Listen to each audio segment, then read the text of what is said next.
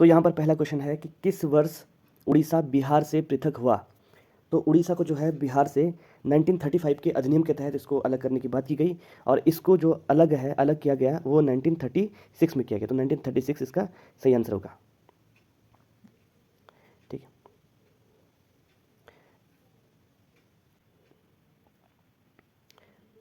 दूसरा क्वेश्चन है कि भूदान आंदोलन किसने प्रारंभ किया।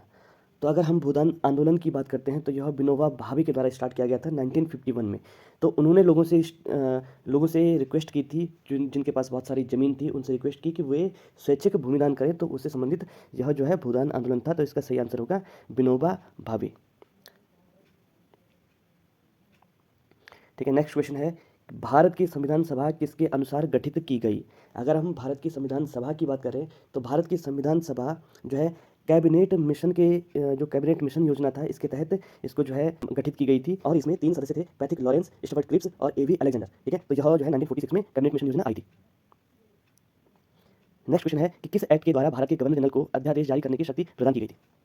तो अगर अध्यादेश जारी करने की शक्ति की बात की जाए तो यह जो है Indian council act 1861, Indian council act 1861 के तहत जो है अध्यादेश जारी करने की शक्ति प्रदान की गई थी गवर्नर जनरल को। वर्तमान में अगर हम राष्ट्रपति की बात करेंगे तो राष्ट्रपति के पास जो है अध्यादेश जारी करने की जो है शक्ति है, और यह आता है राष्ट्रपति के पास अध्यादेश जारी करने की शक्ति है। यह आता है आर्टिकल 123 आर्टिकल के तहत जो है आर्टिकल 123 के तहत प्रेसिडेंट को, और आर्टिकल 213 के तहत जो राज्यपाल है उनको अध्यादेश जारी करने की शक्ति जो है प्रदान की गई है।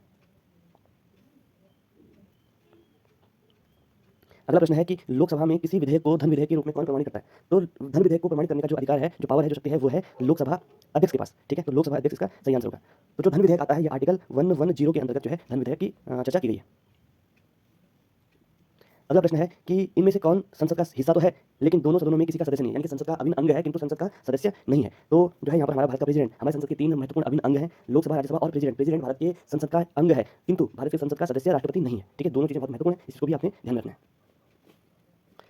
नेक्स्ट क्वेश्चन है कि निम्नलिखित में से किस गैर संसद सदस्य को संसद में संबोधन करने का अधिकार है। संसद में संबोधन करने का जो अधिकार है वो है महान्यायवादी को, यानी अटॉर्नी जनरल, जो भारत का अटॉर्नी जनरल है उसको संसद में संबोधन करने का अधिकार है। किंतु एक बात ध्यान में रखना है कि उसको वोटिंग का अधिकार नहीं है। संसद में जो वोटिंग होती है तो उसमें अटॉर्नी जनरल सिर्फ बोल सकता है, बहस कर सकता है, अपनी बातें रख सकता है, किंतु उसको वोट देने का अधिकार बिल्कुल भी नहीं है।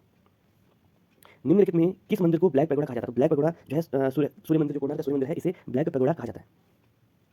इसके प्रशासन काल में स्थायी बंदोबस्त प्रारंभ किया गया था। तो जब स्थायी बंदोबस्त आया था तो उसमें गवर्नर जनरल जो है उसमें कॉर्नवालिस जो है गवर्नर जनरल हुआ करते थे। ठीक है, तो यह 1793 में जो है स्थायी बंदोबस्त आया था।